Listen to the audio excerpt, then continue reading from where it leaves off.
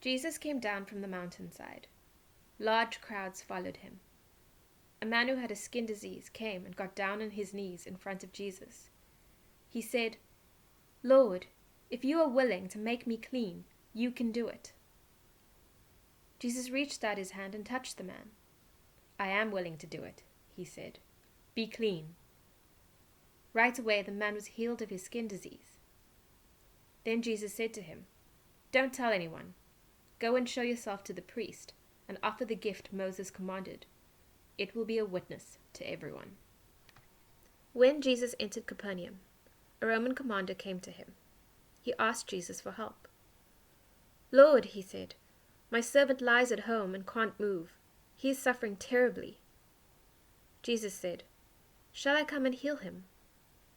The commander replied, "Lord, I am not good enough to have you come into my house. But just say the word, and my servant will be healed.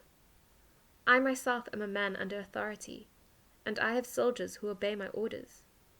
I tell this one, 'Go,' and he goes. I tell that one, 'Come,' and he comes. I say to my slave, 'Do this,' and he does it."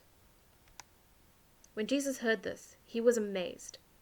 He said to those following him, "What I am about to tell you is true. In Israel, I have not found anyone whose faith is so strong. I say to you that many will come from the east and the west. They will take their places at the feast in the kingdom of heaven. They will sit with Abraham, Isaac, and Jacob. But those who think they belong in the kingdom will be thrown outside, into the darkness. There they will weep and grind their teeth." Then Jesus said to the Roman commander, "Go, it will be done just as you believed it would." And his servant was healed at that moment. When Jesus came into Peter's house, he saw Peter's mother-in-law. She was lying in bed. She had a fever. Jesus touched her hand, and the fever left her. She got up and began to serve him. When evening came, many people controlled by demons were brought to Jesus. He drove out the spirits with a word. He healed all who were sick. This happened so that what Isaiah the prophet had said would come true. He had said, "He suffered the things we should have suffered. He took on himself the sicknesses that should have been ours." Jesus saw the crowd around him, so he gave his disciples orders to go to the other side of the Sea of Galilee. Then a teacher of the law came to him. He said, "Teacher, I will follow you no matter where you go." Jesus replied, "Foxes have dens, birds have nests, but the Son of Man has no place to lay his head." Another follower said to him, "Lord, first let me go and bury my father." But Jesus told him, "Follow me. Let the dead bury their own dead." Jesus got into a boat. His disciples followed him. Suddenly a terrible storm came up on the lake. The waves crashed over the boat. But Jesus was sleeping. The disciples went and woke him up. They said, "Lord, save us! We're going to drown." He replied, "Your faith is so small. Why are you so afraid?" Then Jesus got up and ordered the winds and the waves to stop. It became completely calm. The disciples were amazed.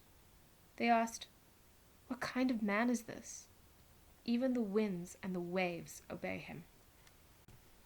Jesus arrived at the other side of the lake, in the area of the Gadarenes. 2 men controlled by demons met him. They came from the tombs. The men were so wild that no one could pass that way. "Son of God, what do you want with us?" they shouted. "Have you come here to punish us before the time for us to be judged?" Not very far away, a large herd of pigs was feeding. The demons begged Jesus, "If you drive us out, send us into the herd of pigs." Jesus said to them, "Go." So the demons came out of the men and went into the pigs.